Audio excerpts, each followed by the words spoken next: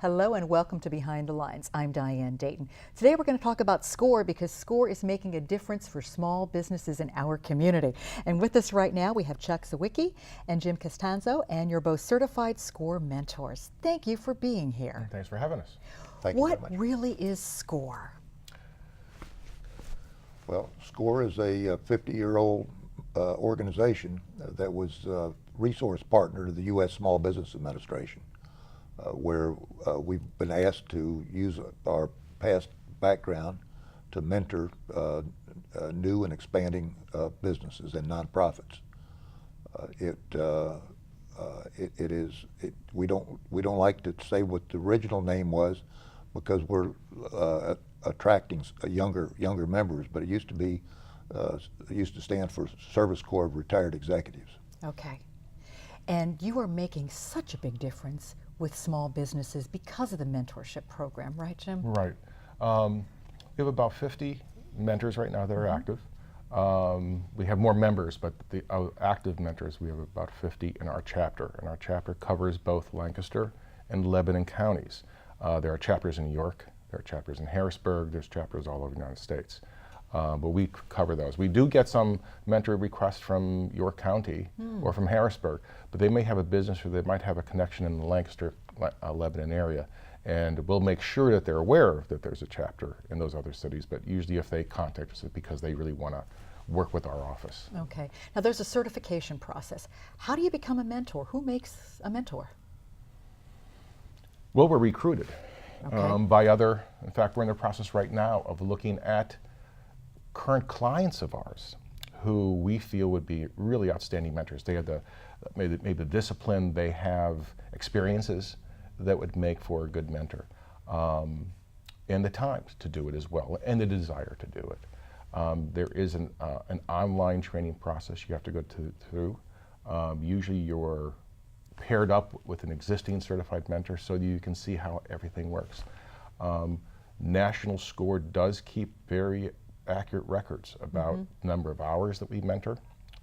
We're graded and everything else, so it's pretty buttoned up. Okay. There are different things that you offer, and this is the beauty of it because it works so well. Mentoring, educational workshops, roundtables. Let's talk about this. First of all, mentoring, and there's no cost to the client. That's correct, right? Yeah. All right. The workshops, there is a minimal cost. The workshops are $25 a piece. There's one starting shortly, which is starting a business, and it goes through Business 101 all the way through the legal ramifications, some accounting issues, that type of thing. Even if you set your business up as an LLC or a corporation, sole proprietorship, those are usually $25 a session, and there are 5 sessions and they're 1 week apart. You can sign up for all 5, you can sign up for 1 or 2, and that's the only charge that we currently have. Okay. Now you both are mentors, but one of you does it face-to-face. Another one, Chuck, you also do email mentoring, Both right? email and both. face-to-face. So, boy, that's impactful being able to do that email as well, too, Well, right? there's 11,000 volunteer certified mentors across the country in over 300 chapters. So a business can look through somebody that maybe has the kind of experience that they're looking for, and they can request that person. And after that communications, the client grades the mentor. Okay. Okay. The educational workshops, how do those work? Usually through our mentors, we'll see if there are specific needs, and because sometimes there are, whether it's tax issues or whatever, but we might see that a number of our mentors have a similar issue or topic that they need to address. And what we'll do is we'll pull together, SCORE National does already have syllabi available to us to use, or we can pull something together ourselves, and we'll advertise that and put on workshops. And they could be one time or even up to three sessions, depending on the length and the complexity of the issue. So what you really look at are the needs that are at hand, right? And that's how you address it, and that's why it's so effective, right? And another benefit is we have a lot of local and national SCORE sponsors who specialize in certain areas. For example, recently there's been a lot of interest in independent contractor versus employee definition. So we have a local law firm that offers a program in training small business owners on not getting into trouble with violating any of the employment laws. Okay, so we have the mentors, we have the educational workshops, and to round it out, we have roundtables. Explain a little bit more about that. I've only been involved with one or two of them, but the roundtables are usually maybe industry specific. They can be. Some of them are regionally based. There's one in Ephrata, there's one in Palmyra, and there's a number in Lancaster and Lebanon. And they're usually a mix of business people to get together on a regular basis. And we're there as just part of that group. And we offer advice, we remind them about the services that we offer. And then there are others that are more industry specific. There might be a contractors roundtable where it's a number of contractors. And again, we're there to offer our expertise and let them know that if a contracting business has special issues with whether employment law or with bookkeeping or anything like that, that we do within SCORE have resources that they can work with. So in pairing people with mentors, how's that process? Well, it can work one of two ways. Person can look on the website, as I mentioned before, and select somebody that they think would be appropriate for them. Or we have an office manager and a team that reviews the request and assigns the client to a team of mentors or a specific mentor. Yeah, every active mentor's profile is on the SCORE website, so Okay. they could go in and review it. All of us pretty much have LinkedIn profiles as well, Okay. because I've had people check there and then verify my Right. qualifications on Sure. via LinkedIn, and that's how they'll sometimes make a request. This is largely about relationships, isn't it? Yes. And how much time is involved in being a mentor? We'll both answer. I'll let you start first. Well, it depends on the client. Some months I'll spend 20 or 30 hours a week. Other times you don't hear from somebody, or you got time to follow up on some of the previous clients that you've been working with. Okay. And it's really it's based on the client's needs. I've had clients come in and they have a dream, and I'll say, what is your dream? And they'll tell me about it, and I'll give them some real general ideas for them to think about. And they may realize that they're not at a point yet where they can pull the trigger and really start things, that there's a lot of preliminary stuff they need to do. We're not in the business of getting everyone who wants to start a business. Right. We don't want people raiding their 401k to finance a business that we think at this point either is risky or they really haven't done the proper planning to make sure it is going to be successful. So they may just back off for a little bit and reevaluate. Okay. There are others who come for maybe 2 sessions, 3 sessions. Others we could have, and we do want to make it a relationship. We want to make it so that they're a client from when they start their dream through an ongoing relationship when their business is running. And you don't have to be a new business. You can be an existing business as well, that you may have special needs or issues that you need some advice about, and you can come to us as a client as well. Okay, so if someone's watching and they have a small business or they have a nonprofit, how do they qualify themselves to take advantage of what you have to offer? Just either pick up the phone and call our office or sign up on the website. It's that easy. Okay. And then let's talk a little bit more about what they're going to find on the website too. They're going to find, there are tons of resources. There are, even before you make a request for a mentor, and that's real easy. It's a big green button in the upper right-hand corner.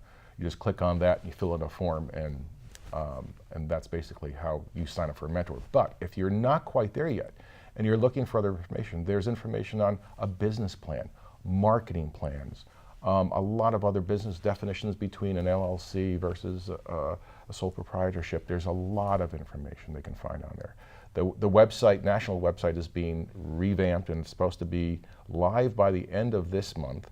It will affect the local, all the chapters fall out of that website.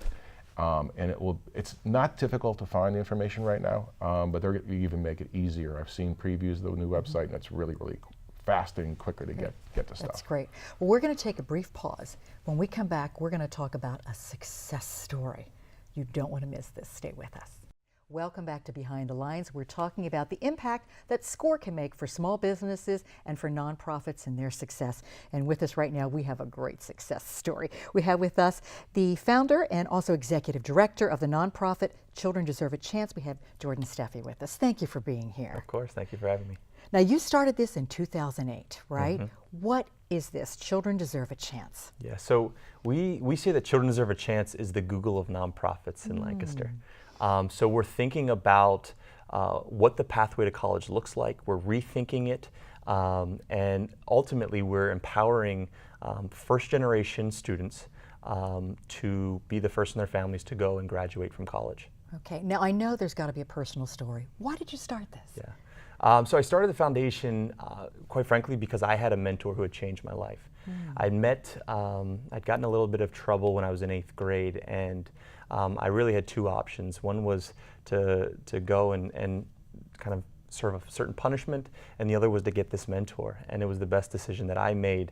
And what this person did for me as a first-generation college goer myself was really illuminate the pathway to college.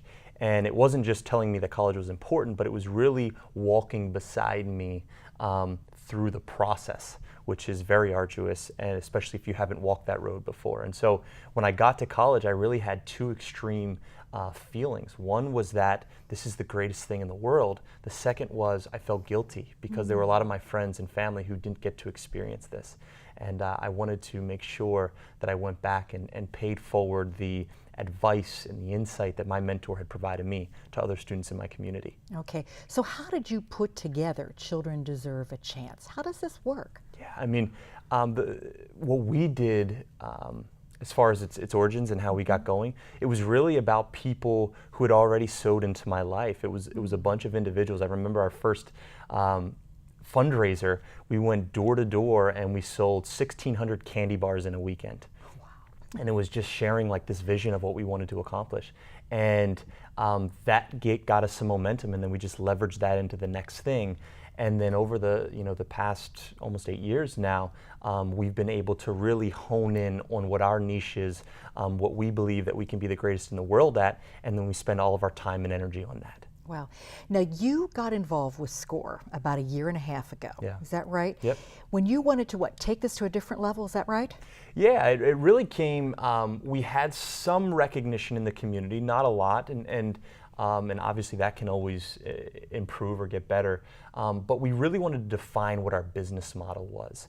And we knew that not only a fresh set of eyes, but people who had walked this road before could really help us in doing this. And so that's when I had met Chuck Sawicki, my SCORE mentor. And the great thing about SCORE is that, and I think Jim alluded to this earlier, you get a mentor, but you also get several mentors. You get a lead mentor, and then you get other kind of co-mentors. And so I remember vividly, 5 SCORE mentors coming in and sitting in our office, and us kind of going through where we were, and them asking difficult questions and challenging some things. But at the end of that, what it allowed us to do is really narrow our focus. And we are very excited about kind of where we're going because of this. Okay.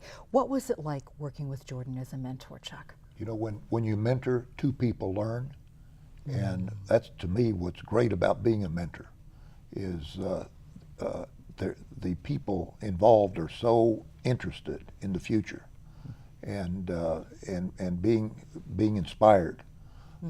You want to bring other people in, and they get feedback, unbiased feedback that helps them add to their board of directors, helps them add to their donors, gets their story told. So the more people that know that story, and I think we can be that unbiased source to help them spread the word. So really, you've got your team, right? Your team is just a little bit bigger. Yeah. Were there any hurdles that really stick out to you that you had to overcome that this really helped you with SCORE? Yeah, so I think the hurdle that a lot of nonprofits experience is this idea, and we call it virtuous procrastination or virtuous decision making, which is you want to do a bunch of good things, right? But ultimately, if you do nothing great, then you're not helping the people that you're in this to serve as much as you possibly can. And so narrowing your focus, I think, is something that's essential for all nonprofits to do. And the one thing that that SCORE really helped us to do was to say, all right, here are all the things you're doing. What's necessary, what's not, and then it's really hard to say we're not going to do this anymore because people are vested in it and it's something good and you're helping people, but ultimately in the long run, our focus is what's going to allow us to make the most impact. And so that's the one thing that we really had needed help with. The second thing that that SCORE really helped us with was from a fundraising component. We had our most successful year this year in the Extraordinary Give. 1,600 people decided that their hard-earned money was worth going to us, that we were worthy of their funds, and that's not something that we take for granted or lightly. How much did you raise again? This was great. Yeah, so it was $250,000 in 24 hours, and so the one thing actually that was interesting is we were trying to with working with SCORE, it allowed us to really flush that process out again. And again, the simplicity component of it is ultimately what led to exponential results. And so those were the two things, the fundraising component and then the narrowing our focus as an organization are two things that we heavily are grateful that SCORE has allowed us to accomplish. So there's a pruning process, is what it is. And then you're talking about fundraising, and you have some great people out there on the front lines. Yeah. And I know that you've worked with them as well because you're a dynamic presenter, and they are reflective of you too. Yeah, so I mean, every day, and it's actually interesting to hear Chuck say about, in mentoring two people learn, because, the students who come through our doors are students who are while they haven't had a family member who's gone to college, they've shown through action that they're committed to this. So to get into our program alone, a student has to come for 6 weeks at 5 o'clock in the morning, right? And so regardless of how well you do academically, what your financial situation is, the fact that someone goes through that shows us they're committed to this. And so it's such inspiring. I mean, I'm looking forward to getting back to the office today because our newest cohort of scholars are coming in. Today's their first day.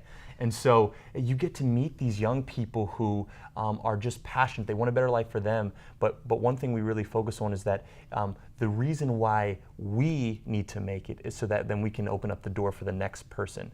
And an interesting statistic with mentoring, which I think SCORE is a prime example of, is 90% of people who've been mentored want to pay that piece forward.